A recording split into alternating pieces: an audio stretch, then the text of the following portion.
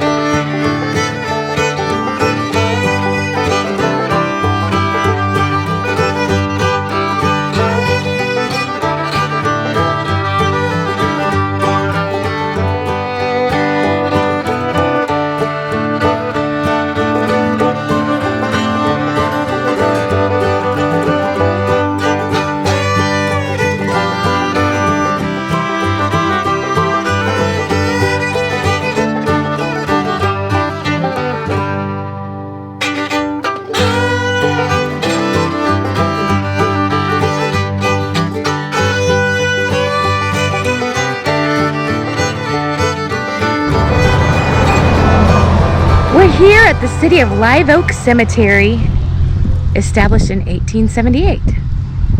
Let's take a look around.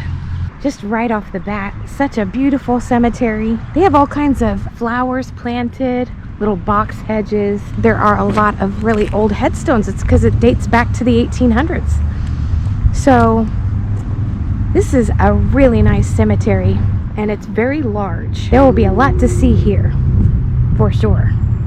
There are 37 cemeteries in the Live Oak, Suwannee County area. So we won't even be able to scratch the surface here. But just to give you an idea, 37 cemeteries is what I did all year last year. I visited 37 cemeteries, so that's enough for a whole year. So that's a lot of cemeteries just in these two little counties. Look how awesome. 1843 to 1910. Henry M. Wood. A lot of those that rest here are pioneers of the Live Oak area, and there's all kinds of cool headstones here. And it looks like there are newer burials as well, so you can still be buried here. These are just neat, with the name on the side there. And just look how ornate they are in their design. That's cool. You see sort of the flowered edges. That's neat. Look how cool this is. Now these ledgers are really awesome. Got the lilies up there on the headstone part. I love the way they're kind of embossed, I guess. Would that be the right word to use? The actual cement, it's 3D, and it's beautiful. The design is 3D on here. Even the script on there is 3D. I love that. That's so cool. Really neat. You don't see that very often. They probably have some of that in Woodlawn Cemetery in Tampa. You know, the older cemeteries, they have some of that, but I've never seen so much of it in one spot. Trying to read that, it's a little hard to read. This was just a baby. 1896 to 1900. And this statue, really detailed, and her dress has detail on it. And she's holding a little wreath. That's just beautiful. The Dowlings. They had to have been very important people here in the city of Live Oak. This, even back then, I can imagine was a lot of money for a plot.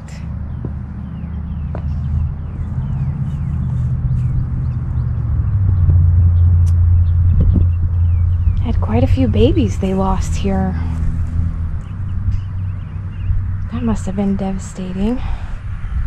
Born and passed away on the same day, September 25th in 1898. It is a very large cemetery, and I'm gonna have to get around, probably mostly using the truck. These folks here passed in the late 1800s, so St. Augustine has the oldest ones, but this is in close competition with some of the others as far as being the oldest. If you've seen any of my other videos and you've been to cemeteries and you've seen burials before the actual cemetery was established, it's because until the land is dedicated as a cemetery, they were just burying people in places, and it kind of became that without officially being that yet. So these burials, some of these burials can date back to even before the city of Live Oak dedicated it as a cemetery. But Live Oak was actually established in April of 1878, and at the time, it was only 960 acres of land. A group of 39 citizens got together to create a seal and government for the small town. S.W. Hicks was appointed town marshal and tax collector.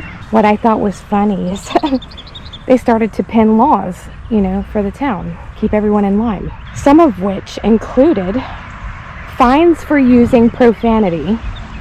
I think a lot of us would be in big trouble. We'd owe a lot of money. Outlawing the parking of mules or horses on paths and sidewalks, and punishing those who might needlessly hammer pots at hours when they should be sleeping. So, just to give you an idea, can you imagine having those laws now? It's pretty wild. These are all here. A lot of these are newer. Some of these old ones are just incredible. The amount of detail in the headstones. We've gotten to be a lot simpler this day and age because we actually have the proper tools. But back when they didn't have means of etching and things like that, they did other things, like they would press into the cement while it was wet to create these sort of like the 3D script there on the headstones. I would imagine that's how they did it. Is, while this was wet, they would press into it and creating the script on there. And that's really why I love doing this, is because it doesn't matter which cemetery you go to, there's always something unique and special about every single one. Now over here is a hearse. I've been seeing a lot of hearse in this area. There was a hearse at the Rosewood Cemetery, and here's another one. I went to school with an Aaron Hurst. Could be, but there's a hearse right there. And the size of this plot leads me to maybe believe that they perhaps also were pioneers of this area. I'm still hobbling around, so I'm going to probably hop in the truck to look at other parts of the cemetery. But the grounds are really beautiful. They have those beautiful pink flowers that bloom annually here. Not a lot of shade though, and it is a warm day, so make sure you're prepared for that and wear comfortable shoes, because this is a big one. You're gonna want to spend some time here if you come visit. Just all different kinds of burials. I don't actually see any mausoleums from where I'm standing. Lots of ledgers. There's new and old headstones dating all the way back to the 1800s, and a lot of pioneers here. So if you know your history and you want to come to a historic cemetery, this would definitely be a good one to come and visit. I didn't know Hare was the last name. Hair on your head. But we've got the Hare family right here. Wouldn't it be great if they were hairstylists? That's the Hare family. I mean, how fitting would that be? These are pretty here. That has the cross on top of the ledger there. Very uniform family plot here. They all get the same ledger, but it's still pretty. I like the font on there. It's like an old English font. And it's very deep, etched in there, which is kind of cool. That's different. These have squirrels at the bottom. All you squirrel lovers out there. There's a little squirrel at the bottom of each one of these. You tend to see a lot of names that are just ironic, even. Like I saw Graves before, so it said whoever the Mr. and Mrs. was, Graves. And yeah, it's their grave, plus their last name was Graves. I see my own name, not often, and I'm surprised at how far it dates back. Because I'm sitting here thinking that my name, Callie, is my real name, but I'm sitting here thinking that was like a newer name, but it dates way back. Here is the Blount family, which I know are pioneers of the city of Live Oak, because W.S.J. Blount in 1883 took over as city marshal. Then 17 marshals succeeded him, and in 1946 the title of city marshal was changed to chief of police. But I don't see his burial here. I actually don't see him buried here. But this might be family of his. I would imagine so. Because that's a pretty, it's a pretty nice little family plot here. But none of these are him. But this is a William Summer Blount, which I would imagine would probably be one of his kids. Because he was W.S.J. Blount. This might be a junior. Or, one of his children named after him. Got an H.B. Blount, a Texas Blount, and a Sydney Blount here. So I would imagine that's his family. It's possible he could even be in a different cemetery here. Kind of like the way some of our pioneers of Tampa and Pinellas are spread out. The McMullins, they're in several cemeteries. Here's one that broke.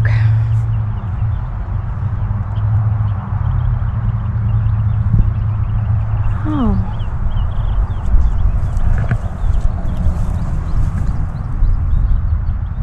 Schoolie.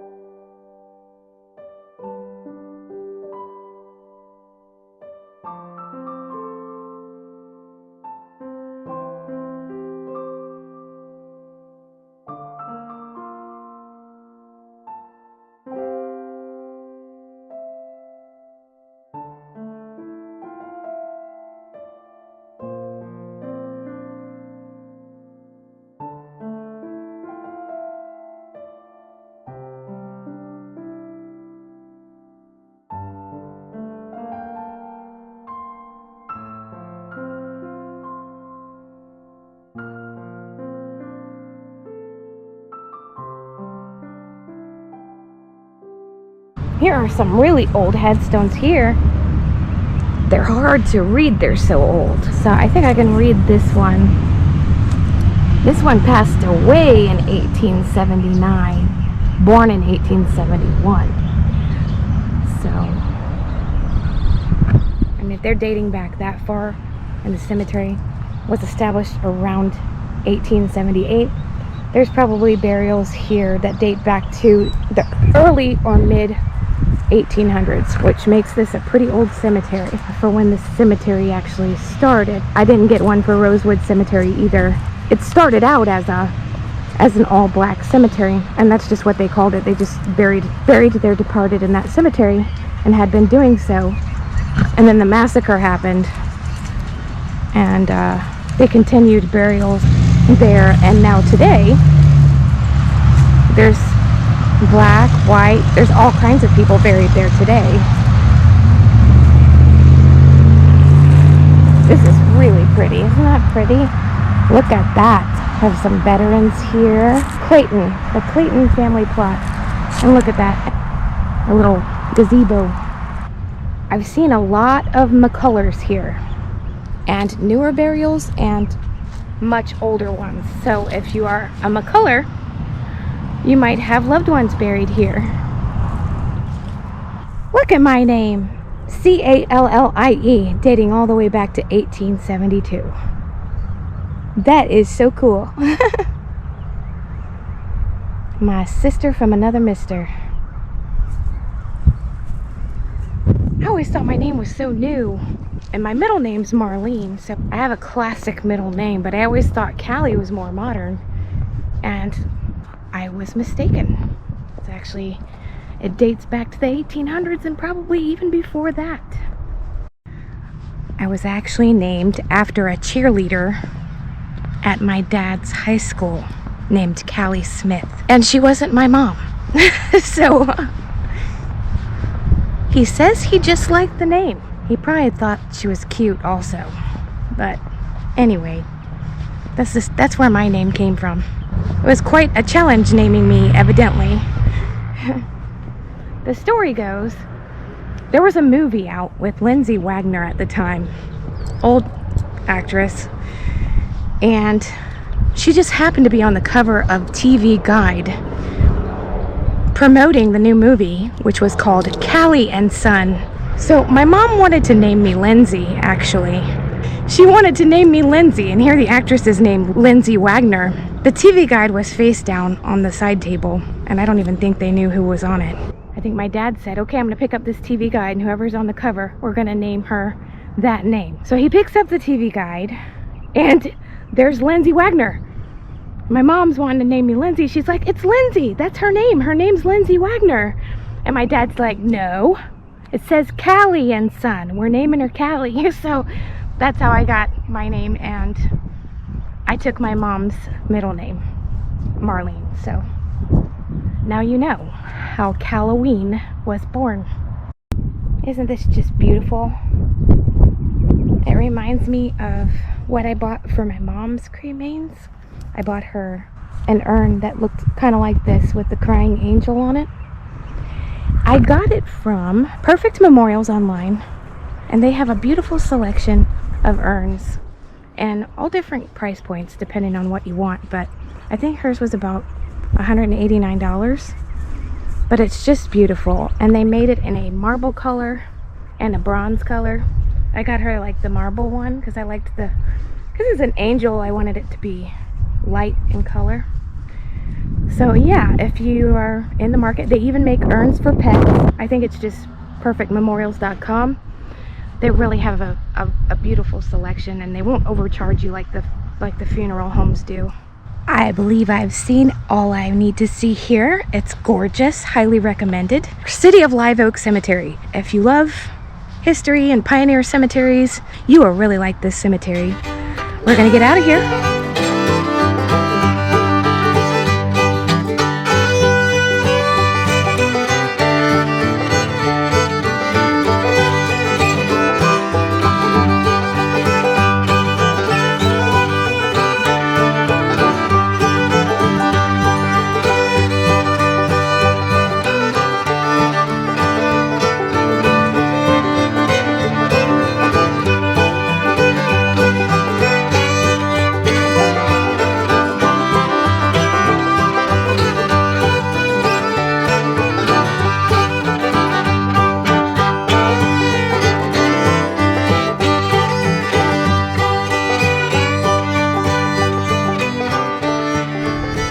We're here at the New Hope Cemetery.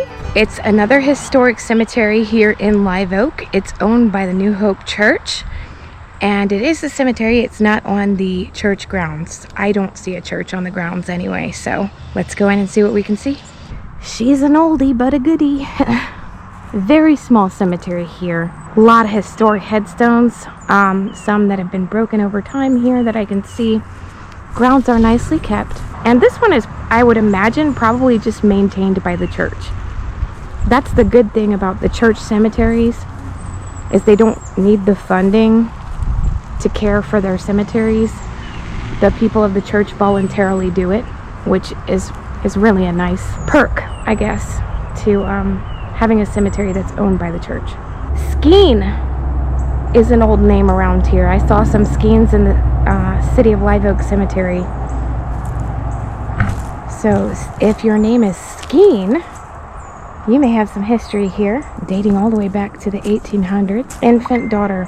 There were a lot of infants dying back in the day. And I think a lot of it was due to the fact that, you know, birth is extremely stressful for the mother and child. Things go wrong during childbirth. I think that they preferred back then saving the mother if they could, rather than losing both the mother and the child. So a lot of times they just went ahead and let the child pass away from whatever complications it was and spend most of the time on the mother getting her healthy again. But I'm not 100% certain, but it seems that way. Look at this. That's my name again. Callie. 1849 she was born.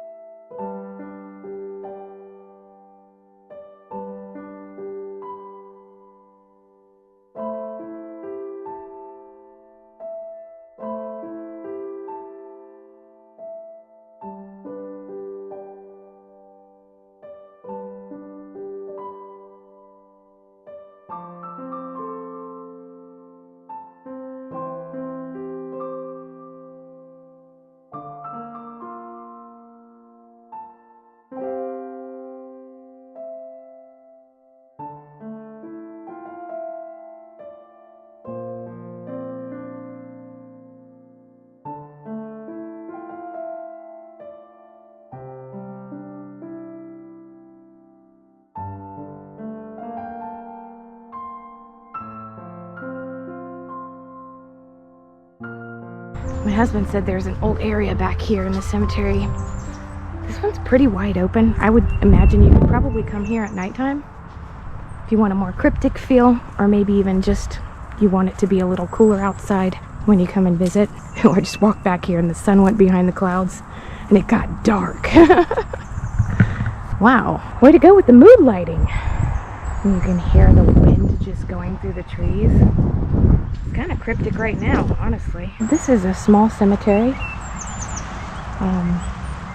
Probably just about an acre of land, maybe a little more than that.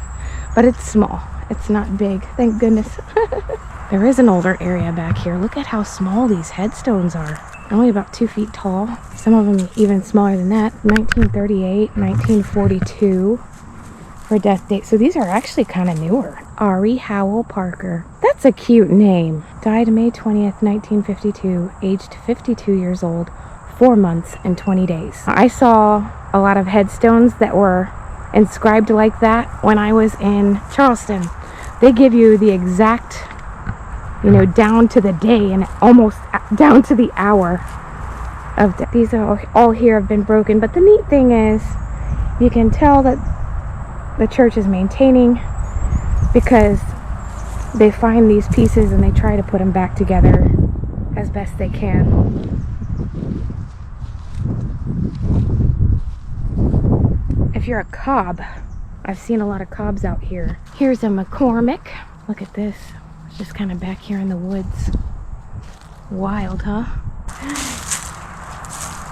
If cemeteries really were like haunted and there were ghosts all around waiting to grab you, I'd be in big trouble right now, because I wouldn't even be able to run. It'd be like a nightmare. That would be horrible.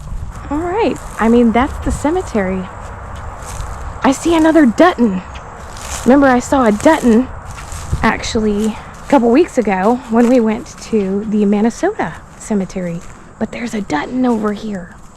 So all of you Yellowstone fans, obviously it's not a Dutton from Yellowstone, but this would be where a Dutton would be buried, in these woods, right? Kind of very fitting. I see a lot of Sallies, Sallie, spelled like my name, but Sally. The 1800s, that was a big name. There are a bunch of Sallies with an IE. And now, coming to find out that my name is pretty old, which is so cool. I love that. I'm not so modern after all.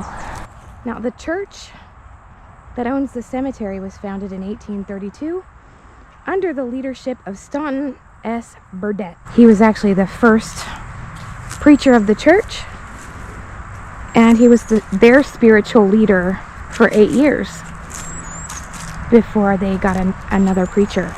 I thought I would actually find him buried here, but I haven't seen him, so maybe he's somewhere else at a different cemetery. I guess he's at a different cemetery.